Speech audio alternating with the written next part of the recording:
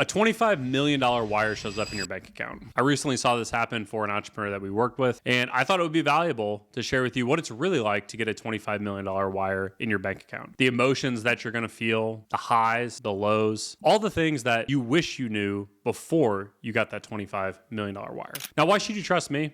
Well, I've helped hundreds of entrepreneurs navigate these massive windfalls. So if you enjoyed that content, entrepreneurs and money, make sure you subscribe to the channel. You're going to get more and more value from videos just like this. So let's walk you through what it's really like to get a $25 million wire. Let's rewind the clock back 12 months from now. 12 months before you got this $25 million wire. What's probably happened is you keep going into the office every single day and you realize there's lots of problems in my business, and it's probably gotten a little bit of exhausting. Or you got the business to a point that in order for you to continue growing at the pace that everyone expects on your team, you need outside capital, and you're tired of pushing your chips back into the pot, and you'd rather push somebody else's chips back into the pot. That's really reasonable. Those are the two most common things that I see when somebody says, I'm ready to cash in some chips. $25 million is a lot of money. It doesn't show up without all the hard work that you had put in over the last couple decades. But when you get a $25 million wire, everything changes and nothing changes all at the same time. And here's what I mean. When you get that wire,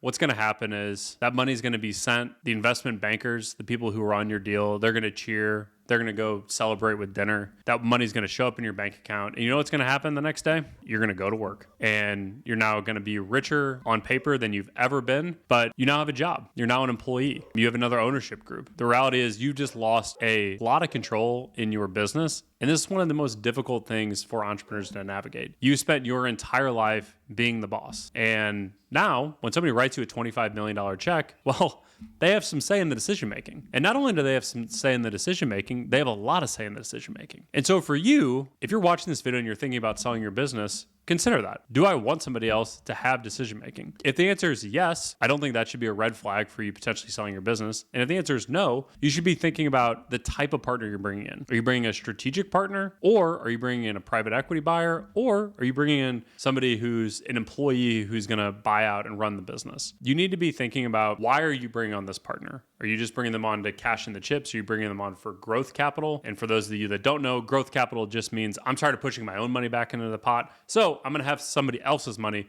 to push back into the pot. Think long and hard before you decide who you sell your business to. Because the right buyer might not be the buyer that actually writes you the biggest check, but rather the one that offers the best partnership for you moving forward. So make sure you're thinking about that. The $25 million that shows up in your bank account, well, you don't get all $25 million.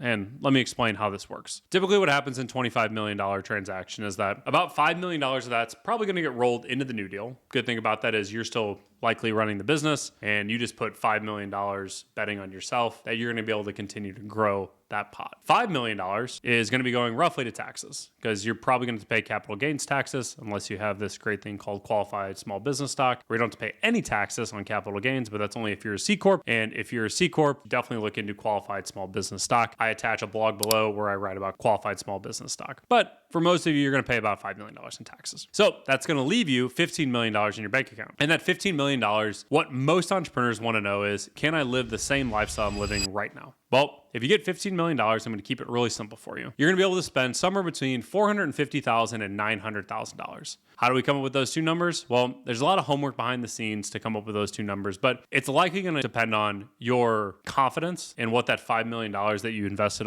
in yourself is going to turn into, and how much risk you're really willing to take on with the portfolio. Because if somebody told me that they just want to maximize the amount of money they can take out of the portfolio, I am going to invest that money very, very differently than somebody who is worried about the emotional ups and downs of seeing $15 million go up and down. Which brings me to my next point, which is you have never been able to see your business value go up and down. You guys have a really bad year. Sales drop by 20%. Profitability drops by 30%. You still make $1 million and you're thinking, we really need to fix this, but not the end of the world. Well, the value of your business might have just gone down by $3 or $4 million, but you can't log into Fidelity or Charles Schwab and actually see your business value go down by that amount of money. That is one of the biggest hurdles that you as an entrepreneur are going to need to get over, because what you're going to tell me is, I want that $15 million to get the maximum rate of return, which I hear you. I also want to get the maximum rate of return, but I also want to to get the maximum rate of return that makes you not want to jump out of a window. And the way that we do that is making sure that we understand what is our tolerance for risk, how much can we emotionally handle, and what is our need to take risk. For a lot of the entrepreneurs that I work with, they don't need to take on a lot of risk. We've already won the game with the amount of money that we have in our bank account. And we need to make sure we're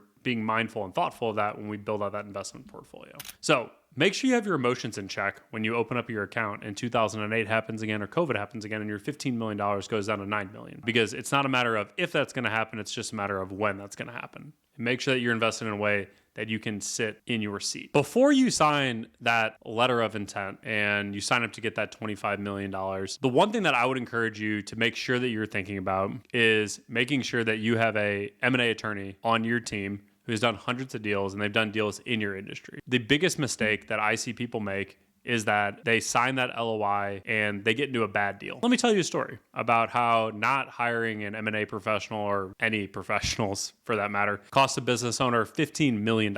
What happened was they responded to one of those unsolicited LOIs that you get in your inbox. I even get them for myself, for our company in my inbox. And it says something like this. Luke, we're really interested in buying your company. You have a great business from the outside looking in. Will you take a call with me? This entrepreneur took a call, and what he discovered is that this private equity company wanted to pay him $40 million.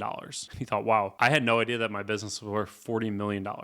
It was an 8x multiple, which wasn't terrible, but what he didn't know is that the multiples in his industry were between 10 and 15 times, depending on the business. What he did is he said, wow, these individuals are really nice. They took me to a really nice dinner. They're telling me all the great things about my business. And he got sucked into signing an LOI on an 8 times multiple at $5 million of EBITDA. And that same business today is probably worth somewhere between $70 and $80 million about a year later. And no one told him that these multiples were a lot higher in his industry. And it's because he didn't want to bring on the right team. So make sure that that's not you, because that mistake cost him probably the day that he signed his LOI, $10 to $15 million before taxes, but it's a lot of money. So make sure you have the right people on your team. Like I mentioned at the beginning of this video, I work with hundreds of entrepreneurs that have gone through this situation.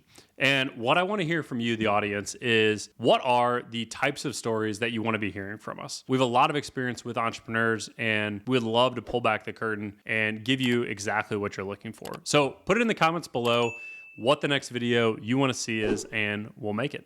Don't forget to subscribe. We'll see you next time.